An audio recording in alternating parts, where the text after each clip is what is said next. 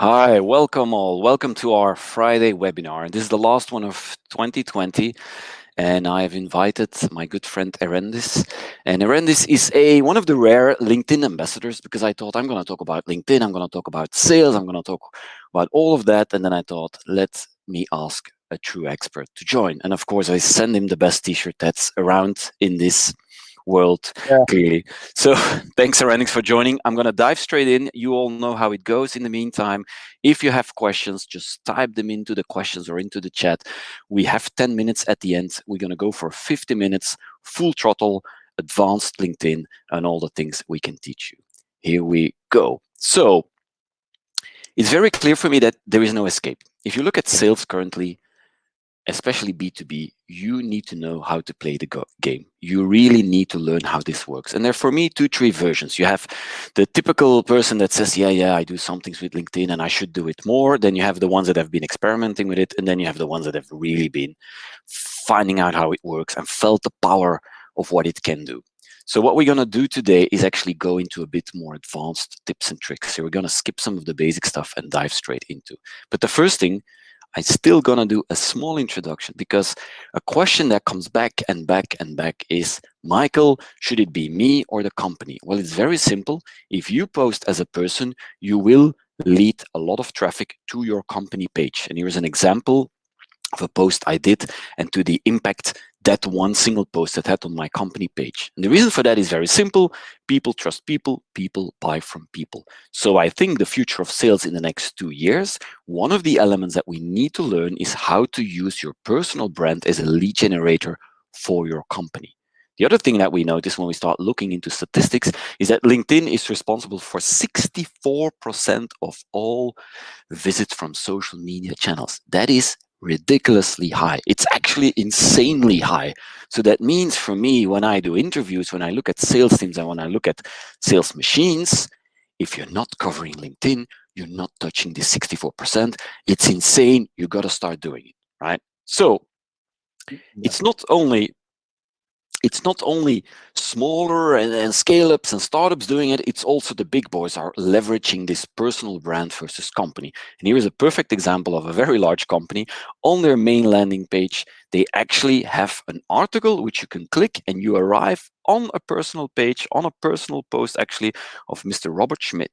And what that does for me is that you can make the connection between the two, between the company and the personal can leverage the company, but vice versa. And I think it's a very, very important way to scale your business. Now, I wanted to go into one number, which is 30%. And you might have read the LinkedIn post, which I made about it. And basically, what that says is that I think from a pure sales outreach, sales perspective, I think you should spend at least 30% of your time on LinkedIn. Next to cold emailing, cold calling, receptions, a webinar, I mean, all of that stuff, but you still need to spend at least 1/4 of your time on LinkedIn to build. It's the only extremely scalable network. And if you don't do it, of course, no love, no honey, no deal. Because what LinkedIn does, it actually scales the old school carte à visite, the cards that you give with your name on. That is actually what you can scale dramatically. Now, I think you've heard enough about me. I think it's time for my friend Erendiz to take over. Erendiz, have a Hey, go. Michael. Hi, people. The only condition Michael had for me joining his webinar was wearing his shirt, like you can see. Sorry, I bribed you. Yeah. No, welcome all, and it's leveraging LinkedIn, scaling your network, generating leads is very important. But the most important thing is that first impression. So it's so important to talk the language of your target audience and to in first occasion to boost your first impression. What's your first impression? It's your profile picture, it's your banner, and the most important thing is your headline. Like you can see the example of Michael here, the founder of Geomatic, and he gives a promise to his visitors. He says, I will maximize your revenues. The same thing you can see on my LinkedIn. So it's very important before you go generating leads and to go do your sales approach and sales outreach. It's very important the first impression, banner, profile picture, and of course your headline. And the most important thing also is please, please, please, if you have a logo in your banner, delete that banner and upload another banner. So make it human, make it personal, because like Michael said, LinkedIn is all about people connecting with people. And if people see the true personal brand behind your LinkedIn, they see that you are there, they will connect with you easier. And if you connect with them, they will accept you easier. So that's the first impression, very important for your findability and for your visibility. And of course, if you are working in a firm, in a big company, or in a small company, doesn't matter, you have a company page. Yeah? Like Michael already said, a company page is important on LinkedIn, but the personal brand is more important. You will get viral, you will reach people, you will do business through your personal LinkedIn profile. But it's still important to have a sort of corporate branding. When people look you up or your company up, they will go to your LinkedIn company page and they will do their research. Your clients, your prospects, the people, they changed, and you have to change with them. And it's very important there to the branding you have on your company page, that you also have the same branding, the same tone of voice, the same emotional selling proposition. Instead of all the unique selling propositions, all the technical things, make it human. And as you can see in the example, Cirrus as a company, and the ambassador in this is not only the marketing or communication manager. No, Peter ten Haaf is a manager, an engineer, and he also is one of the ambassadors of this company.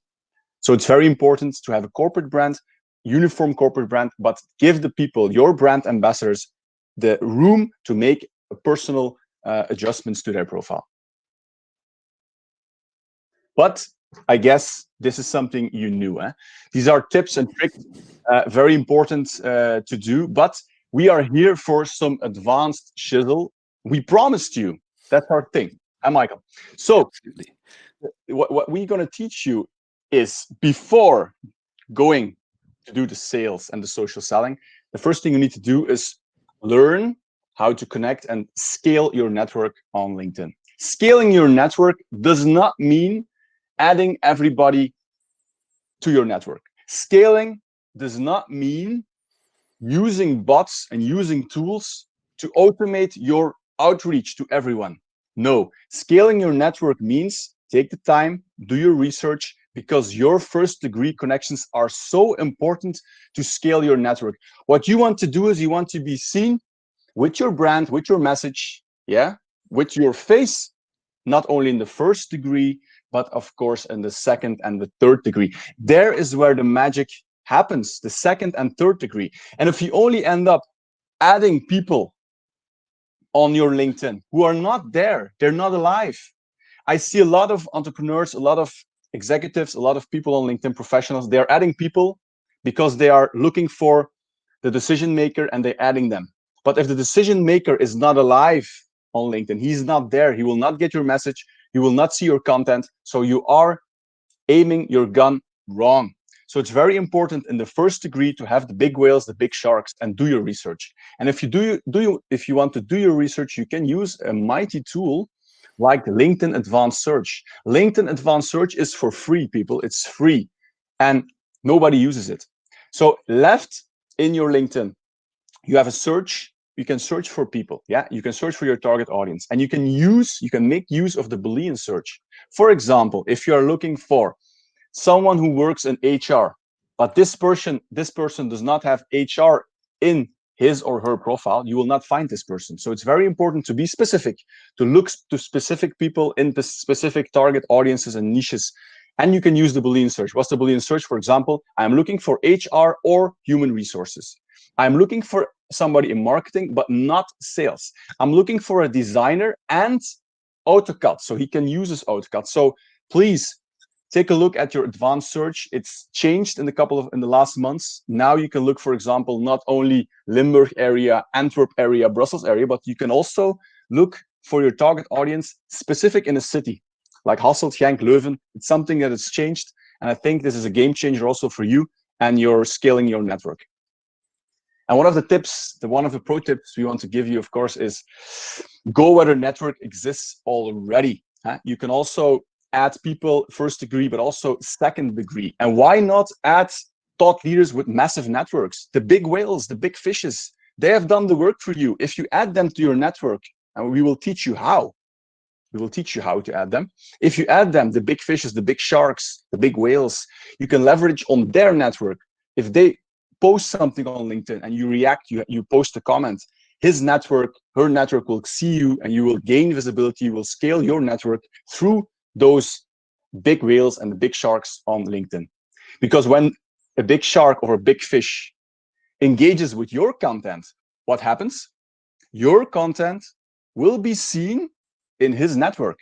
And if this person has 4,000 or 5,000 people in his network, yeah, you can boost your visibility, you can boost your reach, you can boost your content.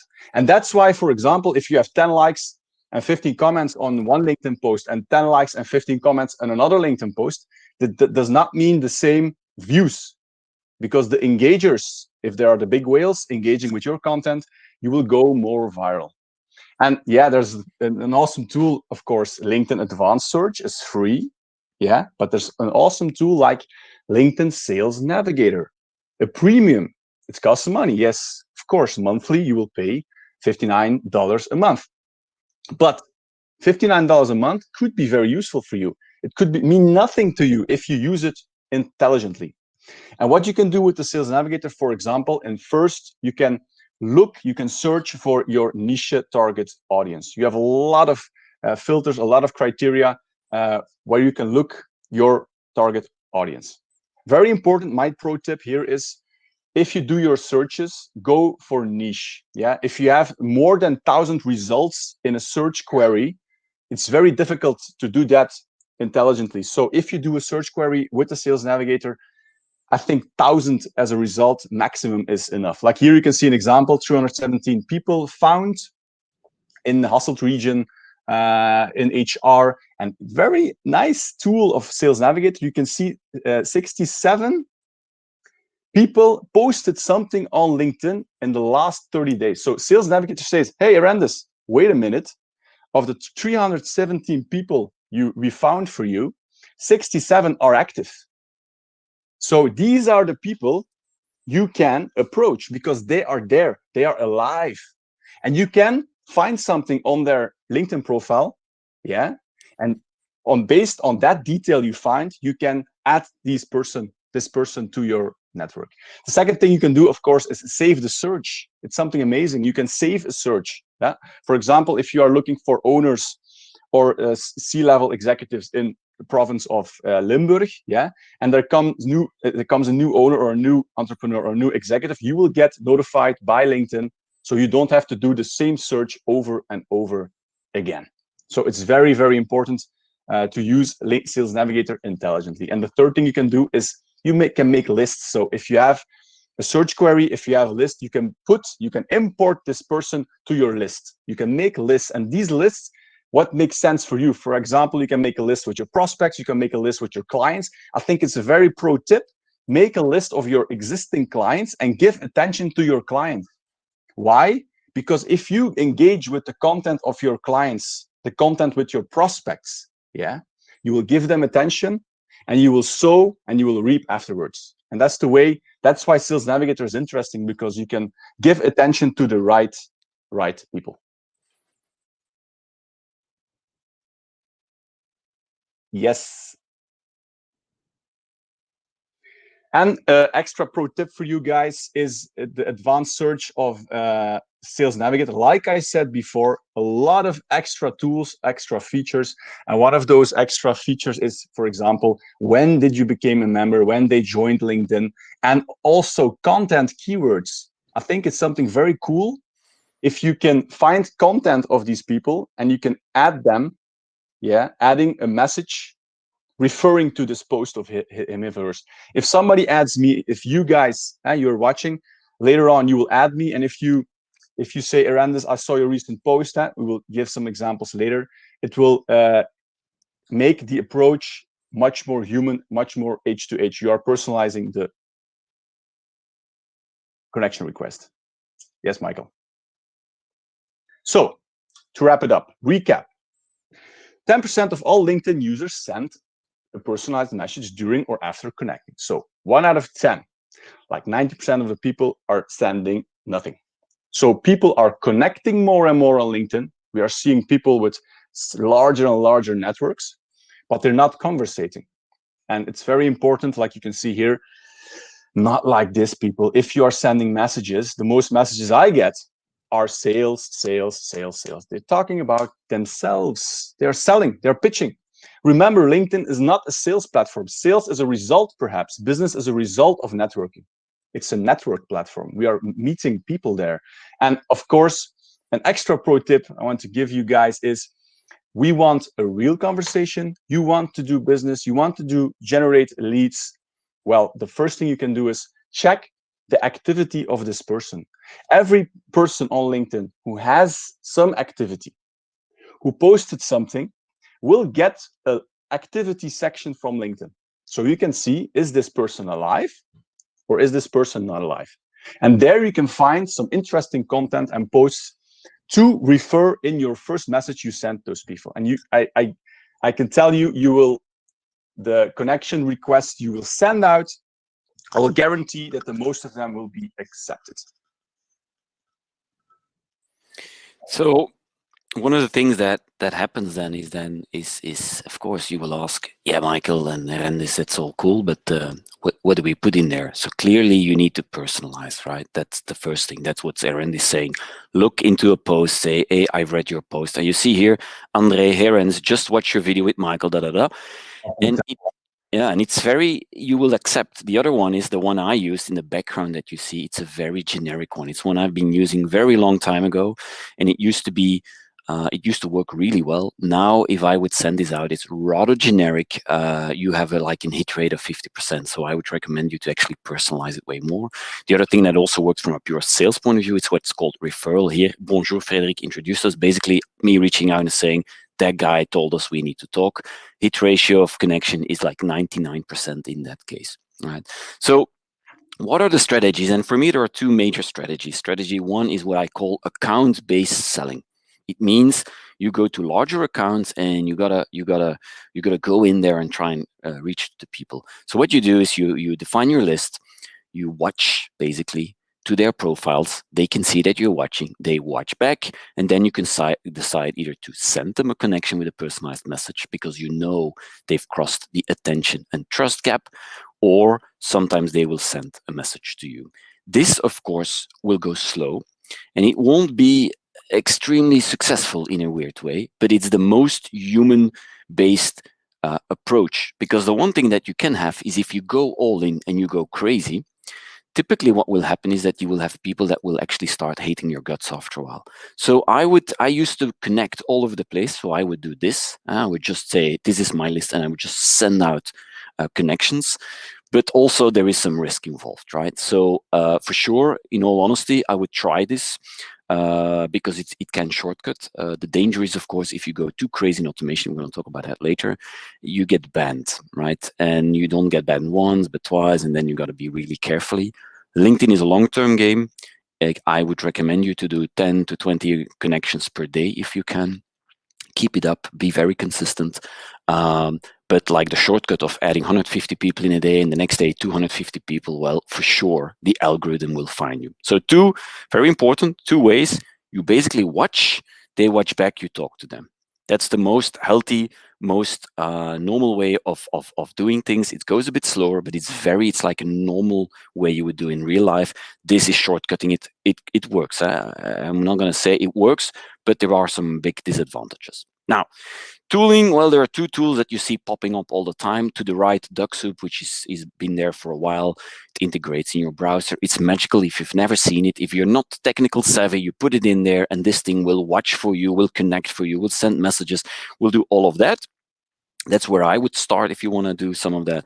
To the left, you have Phantom Busters, which is a bit more complex. It's a bit more technical. These are all little tools connected, and then you basically decide what you want to do. For instance, I'm going to invite 100 people, and then I'm going to, for instance, after 2 weeks, I'm going to cancel my invitation. If they don't accept it, you got to cancel the invitation, etc., etc. I would for sure play around with it. You would be crazy to not automate certain elements.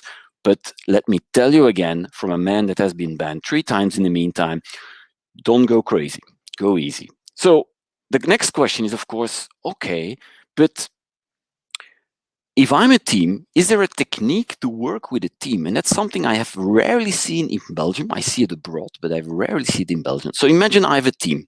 I'm a sales team, or I'm a company, and I have several people. Dominique, it doesn't matter. And the circles are the influence, the amount of people I've connected to me on LinkedIn. So what works really well is to connect on your level. Because every sales guy, for instance, will come in and they will try to connect to all the executives. It's not going to work because they know you're sales, right? So I would do it differently. I would let my executive connect to the executive, to the C-suite. Then I would have, like, say, the management layer. They would connect to management directors. And then I have the operational layer that would go to the more operational people. So if you sit with 3-4 people in a room, you basically say, okay, in the sales meeting, you go there, and you basically align the layers to one market, to one vertical. So imagine I would say retail non-food. We're 5 people, so we're gonna cover the entire retail non-food in the next 4 or 5 weeks. It works really well, right? And you're probably thinking, yeah, Michael, yeah, you're saying that. Hang on. Let me prove that. So there's a company called Supermetrics, and they actually tried this. And what they said was, we're gonna, during 8 weeks, we're gonna, with 30 people, is a very large team. We're gonna reach out to people, plus we're gonna do 2 posts per week. And here are some of the posts. So they're very, very simple actually in setup. You see, guess what's really annoying? Really sentences, nothing special, but they share value, they explain something, right? You see, hey, I need help. Some of the stuff that really works, we're going to talk about content later, is to give credits.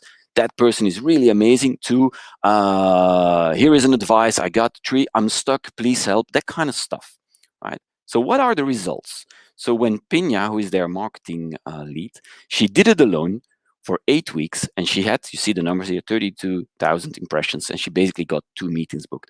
The moment they started organizing this as a team, these are the numbers. And for me, when I look at this, there is no denying that this will work.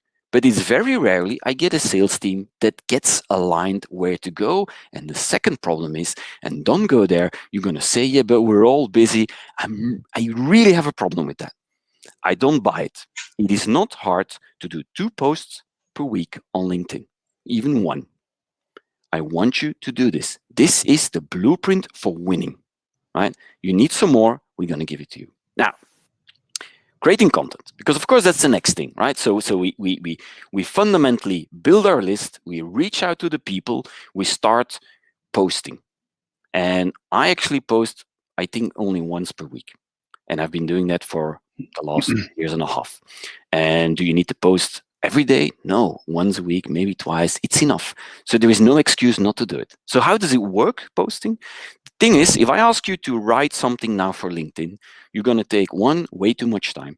2, if I look at the text, I probably delete everything and just keep your last sentence. Don't forget, you give like 3-4 seconds. People see the first sentence. So the first sentence is key. It needs to be intriguing. Erendiz will talk about contrast later, how you can do that, but it needs to be intriguing. There needs to be something that's the hook. It's actually the most important thing. It's like writing cold emails. Everybody spends time on the email, but you should spend 70% of your time on the subject line, because that's the first thing you see. You can then add pictures or no pictures. You can add moving images. Actually, whatever you do, if you make it intriguing, it works.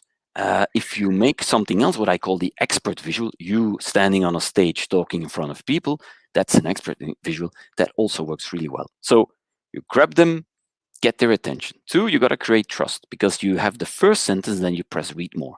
So what you do there is you give real advice. You tell them how to fix it. The posts I hate are the ones that go like this: the ultimate sales strategy for 2021, right? You probably click on that. And then I say, 1, you need a strategy. 2, you need to focus. 3, get your team ready. What the? It's a bad post, right? It's not good. So I want you to give real advice, even short. Don't sell, and talk about others, talk about them. And then, of course, you want to scale your stuff. You got to start adding social proof. We trust people, but maybe I don't trust you yet because you're trying to sell something to me. So what you do is you add social proof and you add relevant people with the ad. You can tag everybody. I'll explain you a bit later on the Vaseline methodology, how to use that in a more advanced way. What I also would advise is to not only post on the company, but post as a person and add the company. So then the company will see that and can repost your post. And you'll see it's 10 times more efficient. And finally, there is a bit of technique. Currently, the algorithm is still primed for 3 hashtags. So I see a lot of people putting 20 hashtags. Sorry, that is for Instagram.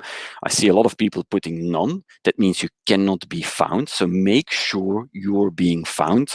So you put in 3 hashtags, you put in add some people, and you get there. And of course, post when attention is high. When is attention high? Well, it's funny, LinkedIn, it's when people are working.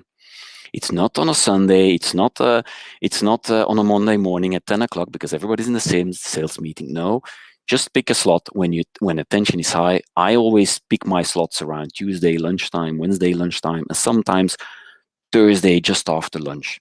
A post kind of yeah. Go on. For me, Michael, it's Thursday in the morning. But in addition, it's trial and error. Like the perfect time to post on LinkedIn. It's a lot of discussion about that one. But I see now, for example, in the evenings after dinner, people are still on LinkedIn. They're watching Netflix, and on the same time, they're scrolling on their LinkedIn. In the old days, they would do that on Facebook, but now it's more and more LinkedIn. So I think it's good for you, first of all, to think from 1 times a week. Is it possible for me? Can I do it? Is my content, is it quality content? Is it my best kick-ass content? Yes or no? And an extra tip I want to give to people is you have those days when you are in an inspirational content flow that you can make. This the best content, in my opinion, is content that is just fluent, that comes fluent as inspirational. And making content, of course, in for your prospects, for your in function of the problems of your customers, including a teaser headline, of course, because when people click on see more, it also counts for the algorithm. It's engagement. Clicking on see more is engagement. Yeah. And then the question, of course, is what do you write about? So we already said you got to connect to certain layer, but you got to start kind of bring your message there.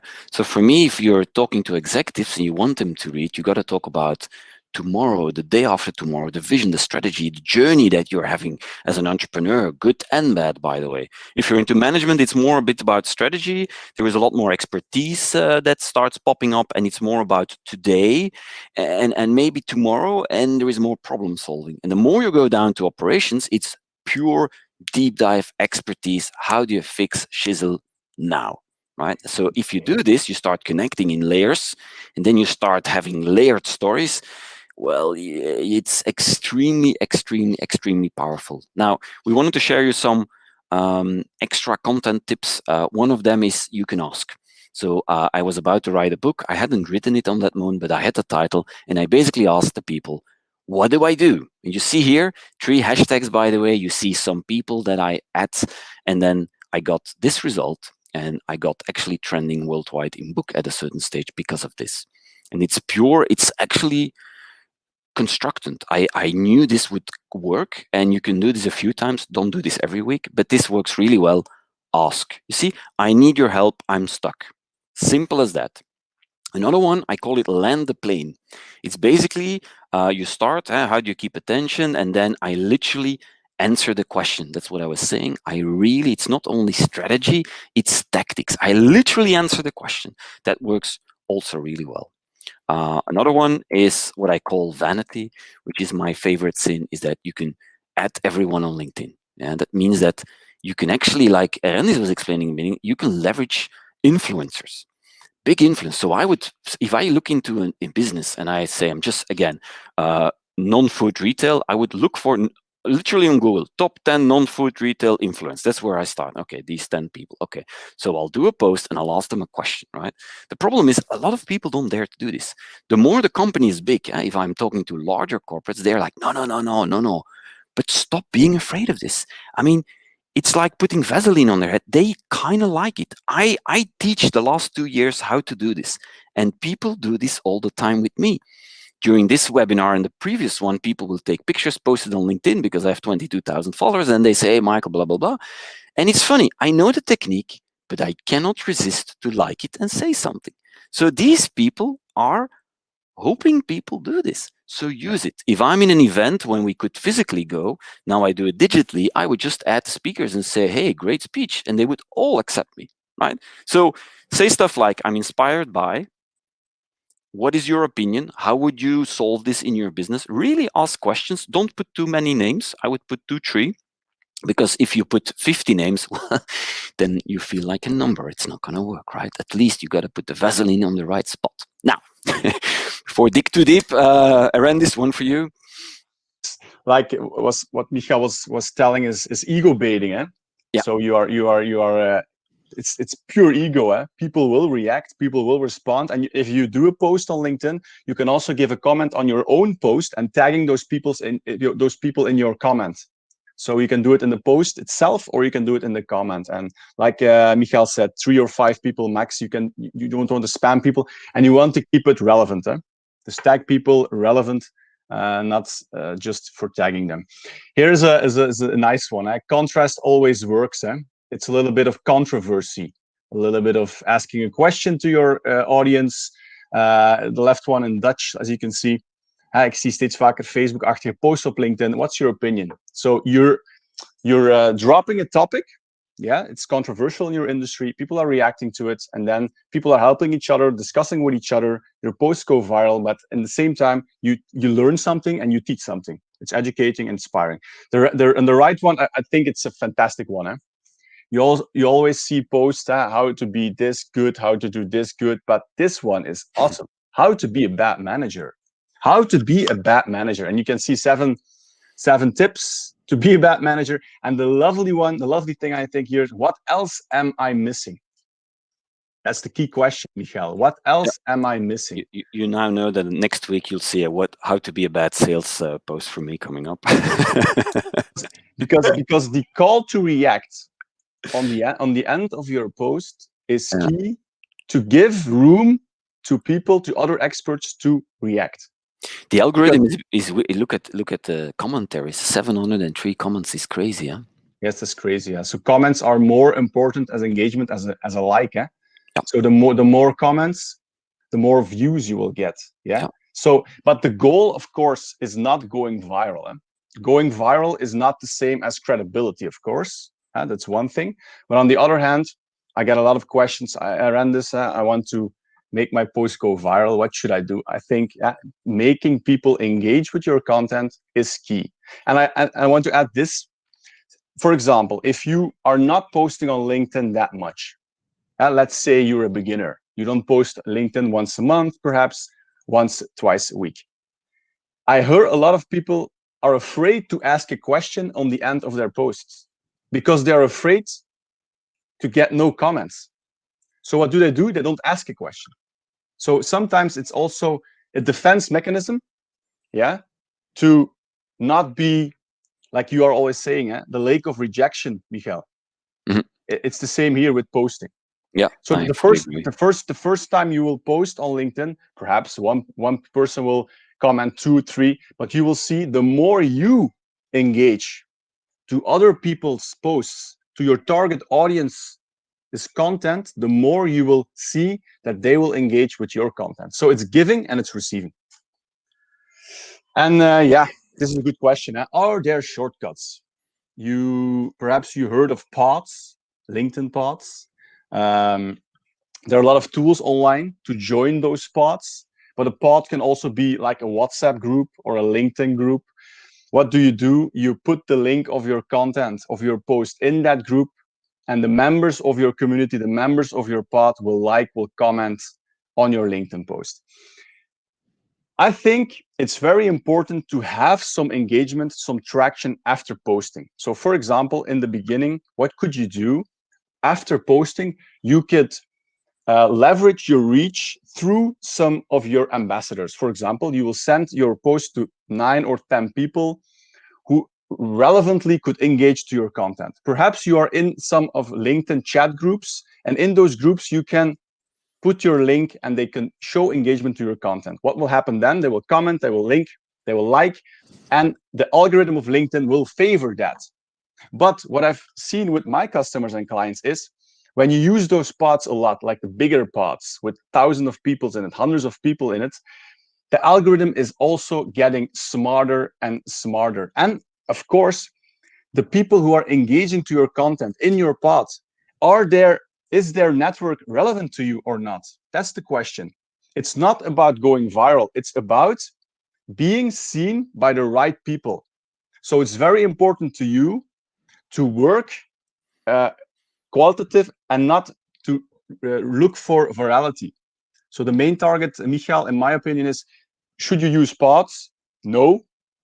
I think it's more important to follow up your posts and to realize that the LinkedIn algorithm is getting smarter. Yeah, it's like this the Slack message. The company has just made a post. All employees, please like and share. And what you see now in LinkedIn, and that changed a few weeks ago, is that you get like a tag saying employee of this company. So the relevance is low because they know you do that, right? It's the similar approach, huh?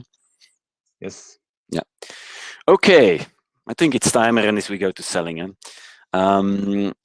One of the things that I learned recently over the last over the last 2-3 months is that a lot of people don't want the world to know they like something, so they won't click on your post.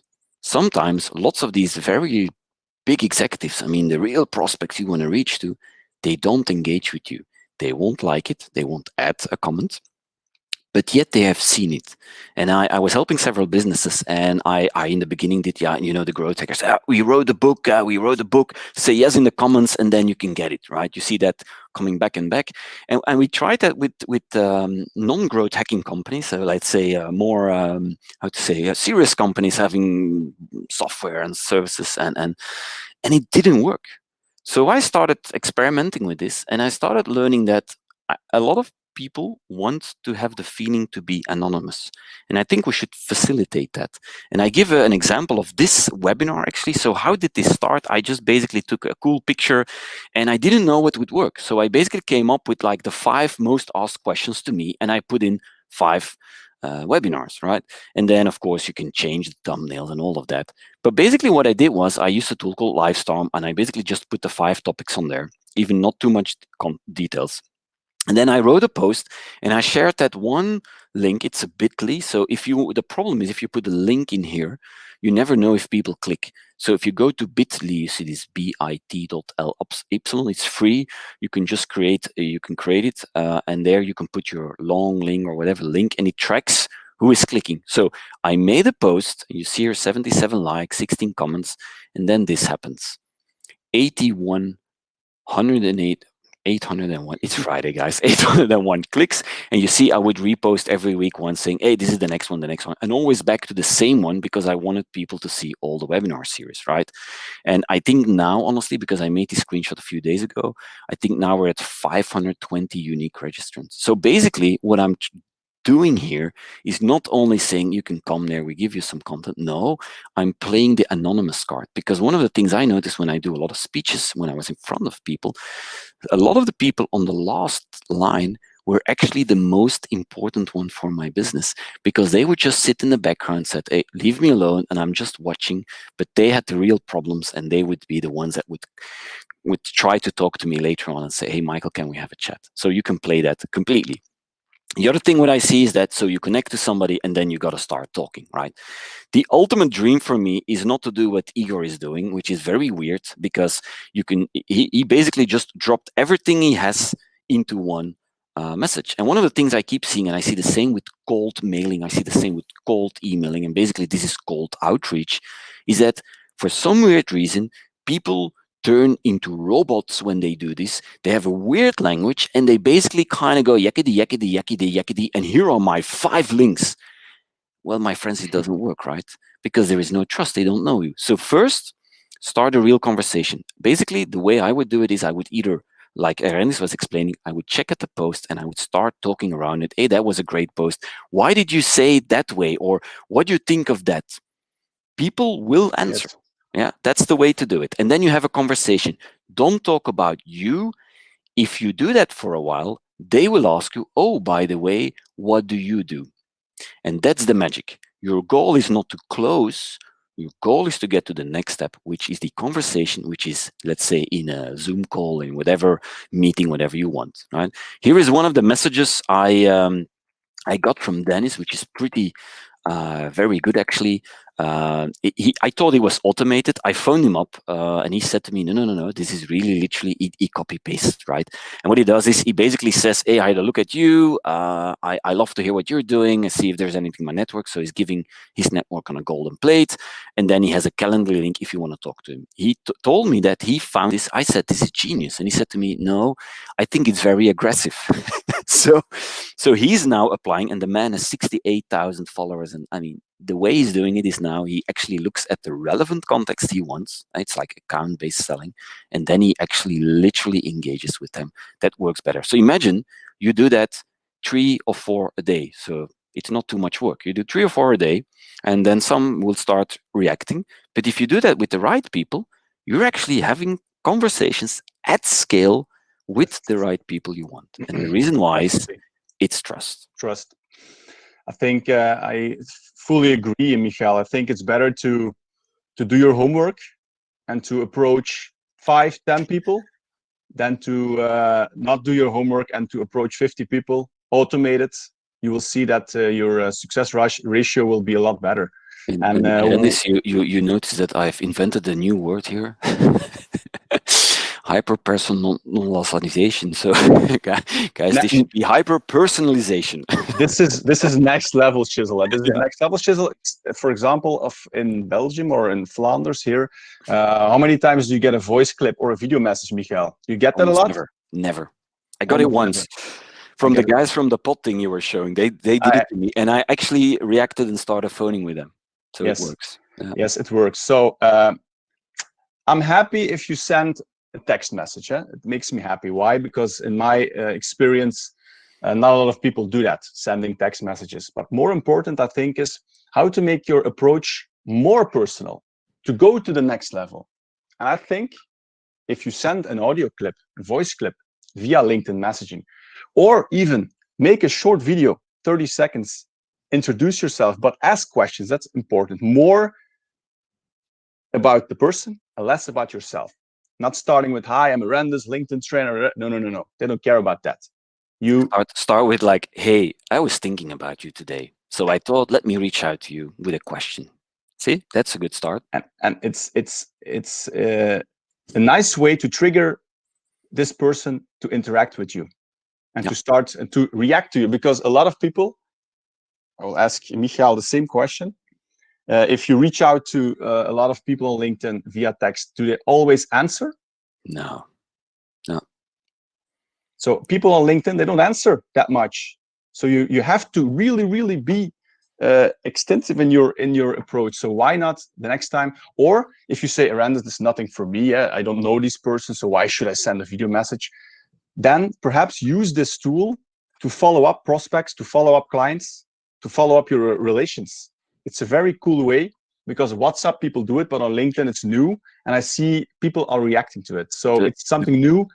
The comment I get a lot around is, but I'm in a very traditional business. And my comment to that is, then it's exactly what you should do it, because it's very different, right? Be different. Different. Yeah, and there's something like the social selling index, Michael. Social selling index, something cool. It's very important also for your reach. Yeah, a lot of my colleagues in like Mick Adam, Richard van der Blom, Perry van der Beek, they did a lot of research on this also. And if you have a higher SSE, higher LinkedIn score, you will get also more reach on LinkedIn. So if your LinkedIn social selling index, you can look it up, only you can see it, www.linkedin.com/sales/SSE. Check it out.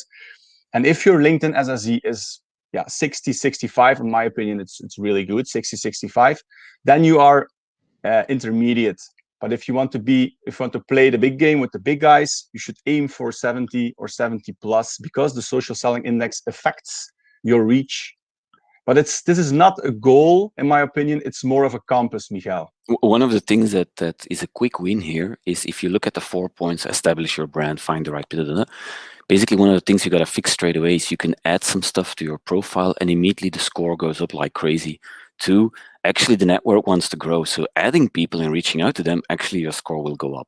I mean, every network, the fundament of a network is to scale the network, right? So if you do that, and you feed the network, well, your score will go up. This is a tool that will keep you sharp. Yeah. Erendiz, we still have about 5 minutes before we open questions, so we're perfect on time. So go ahead. So if people are wondering, Erendiz, I don't have a Sales Navigator, I don't have a LinkedIn business, I don't have a premium. Is it important to have a premium? Yes or no? Yeah, my first answer will be, you will have to get everything out of the free LinkedIn first. So if you see even there's a little bit of margin there, go to the margin, look up your boundaries on the free LinkedIn. And when you notice, oh, wait a minute, I want to go next level, perhaps then, for example, the Sales Navigator is a cool solution. The career and the business, in my opinion, are a waste of money. Except if you want that cool premium label on your profile. The cool premium label is something the gold members. But in my opinion, the two most important premium models are the sales for social selling and sales, and of course the recruiter for hiring.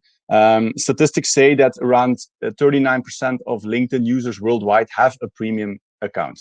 So even there, perhaps for you guys, when you think I want to scale my LinkedIn some more, scale my business some more, perhaps the Sales Navigator could be of use to you. I've been teaching you the last weeks. For those who weren't there, you can find everything on YouTube. Actually, all the webinars are in there.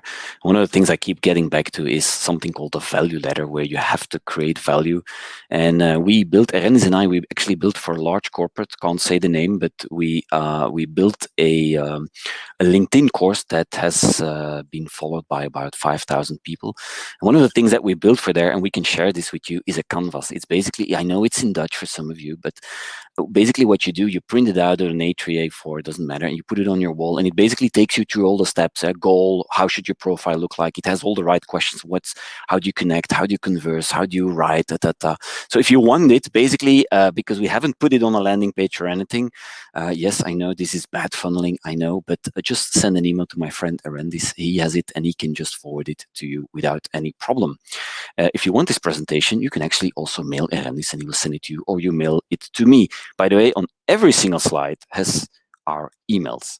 Now, one of the things I wanted to say is that, of course, LinkedIn is a long-term goal. We know we gave you a bit more advanced tips, and there is even a lot more, but you just gotta start doing it. And it's a lot of people, the biggest complaint I hear and the biggest fight I always have is people saying, I don't know what to post, I don't know one, and it's so much.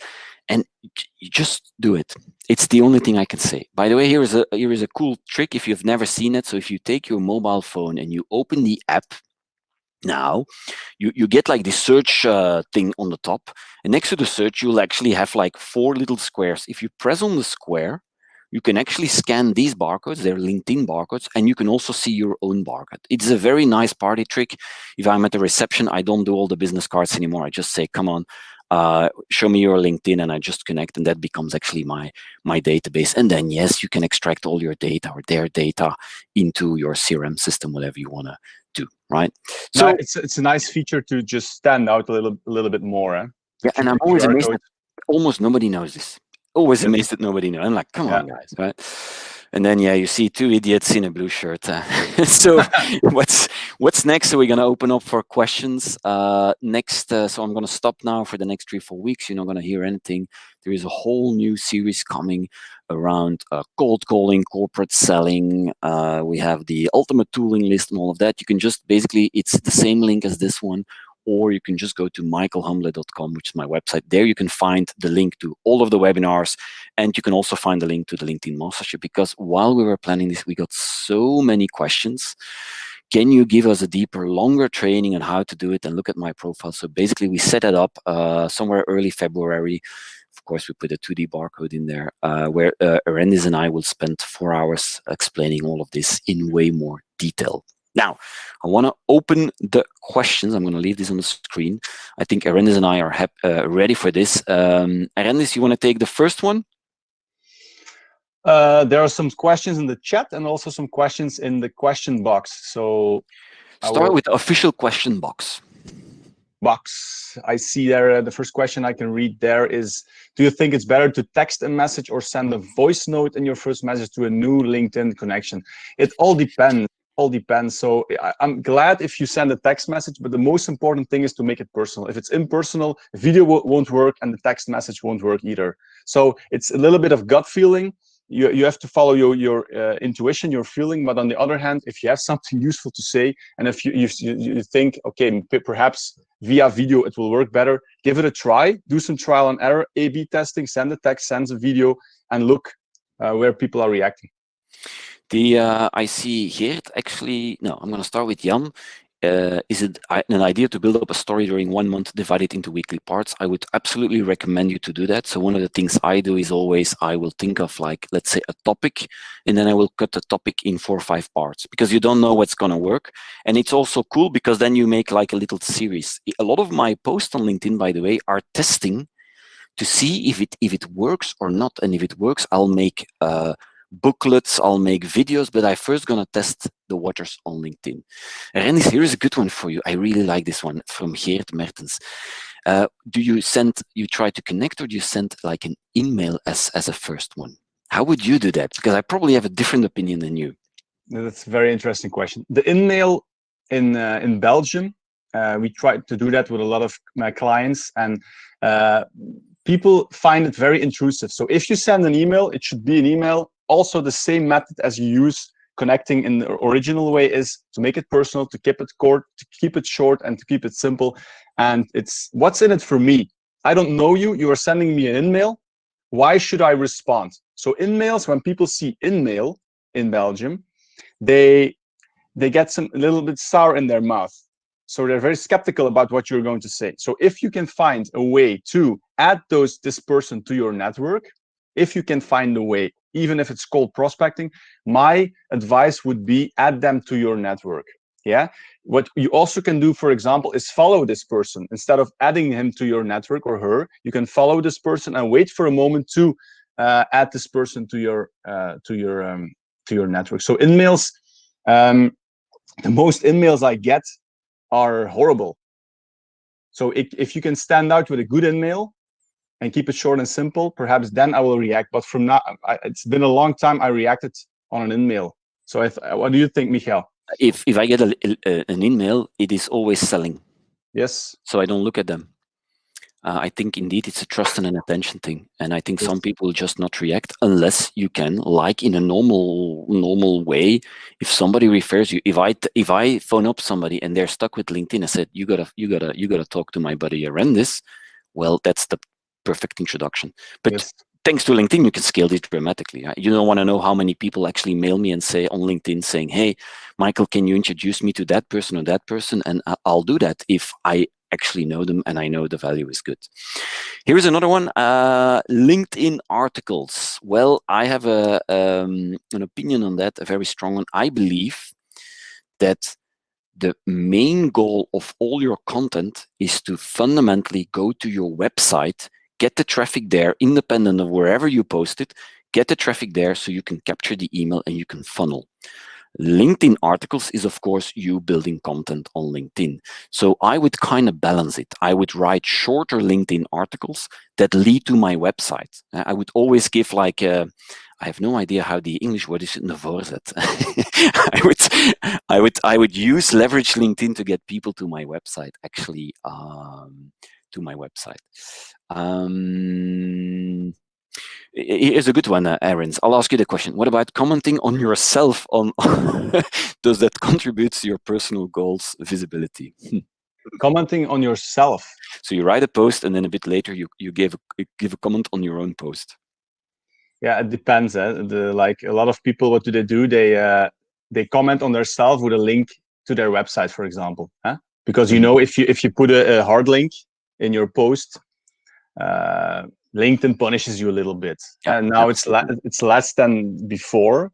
In my opinion, it's less than before, but they still punish you a little bit. Why? Because you are leading people away from the platform. So that's not what LinkedIn wants. So there was a trend a couple of months ago and years to give comment to yourself with your own link to your website or URL. I don't think it's smart to. I think it's smart to tag people in the comments to join the conversation, and also think it's smart to comment on the people that are commenting. So if you post something, the most important thing is to follow up your content. And That's I also always do, if I answer to you or to somebody, I will always say blah, blah, blah, at Erendiz. Tag them. Make sure that you get to see it. Yes, they will get a notification, and they will react much more faster. The other pro tip, something that I see people doing wrong, Erendiz, and I honestly see you doing that sometimes wrong, is we're getting into the fact, is you do a post and I mention you. Let's imagine I mention you.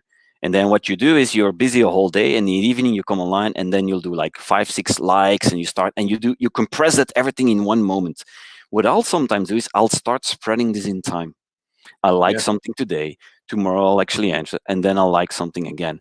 And that actually also works really well. You re-trigger, huh? You re-trigger. That could be a strategy also, of course. Huh? If you have your content and people are reacting, you can spread it a little bit, because the moment you react and the moment you engage back and you ask a question and people are engaging, then you re-trigger the algorithm to give you more reach with your content. So that's true, but it's very important also, and that's that's the first thing you need to do after posting, is to follow up your post and to react to those people who are willing to engage in the first important hours and the first important day. The first important hours and day are key to get more reach in the days after. Yeah. 2 more quick. Steph, I've read the first comment on the post. It's made by the author itself with or without a link, and it gets punished by the algorithm. Absolutely, because I used to do that. No link in the post, and then I say in the first comment said go here. LinkedIn figured it out. Now I've seen the algorithm actually, it punishes you more if you do that than if you put the link into your post. Yes, agree. So it was a trend. It was a trend, but yeah, people figured it out. What's the advantage of groups nowadays? I have never been a big fan of groups. Groups work really well in a Facebook environment. I've seen very rarely these groups work really well. I honestly, I just don't spend a lot. I actually almost spend no time in groups. Maybe you're different there, LinkedIn. LinkedIn. I'm LinkedIn. I think groups are interesting to find relevant people, to connect with people. So if you are in a group on LinkedIn, you can see who is a member, and your approach will be very easy because you're in the same group. But actually, a community building in LinkedIn groups, I think, is very hard. So a lot of time it's selling, hard selling, spam. Where to get good info on the algorithm? If you follow Mick Adam, he does like crazy amount, Mick with a C, crazy amount of tests himself. Do you have any other location, Erendiz? I see and follow lots of stuff, but to pinpoint one. In the Netherlands, you have Richard van der Blom. Yeah. And in Belgium, weekly statistic or monthly, I think, Mick Adam. So these are the people who are actually spending a lot of time on data. So it's very interesting to follow them and to stay tuned. Long post versus shorter post. Well, I used to write sometimes very long posts. Now I sometimes write very short posts. I haven't. I mean, you saw during the presentation, I'm always somewhere in the middle. Some people are good in explaining something in 3 sentences. I am not that good. I need a bit more runway. But from the algorithm itself, do you think? I think in the description of your profile, for instance, you gotta put a lot of text because that's keyword. That's how you can be found. But I don't think it doesn't work like that in posts. You can look up posts. So a question I get a lot, Michael, is, Erendiz, I don't have inspiration for my posts. Yeah. So what can you do on LinkedIn is you can look for content that is already there. So instead of looking for people or looking for companies, you can search for content, search for hashtags, and there you can get your inspiration. And there, of course, keywords in your content could be key to be found. Very good. Let me see. There is more questions here. I have one of Peter. If you post an article, you get 5 tips and then 5 on the other side. Yes and no. If you do that all the time, it's too obvious you're trying to sell people to come to your website. So honestly, I give a lot, and the weird thing is, the more I give, the more people come to my website. And then of course you got to capture the email if you can on your website.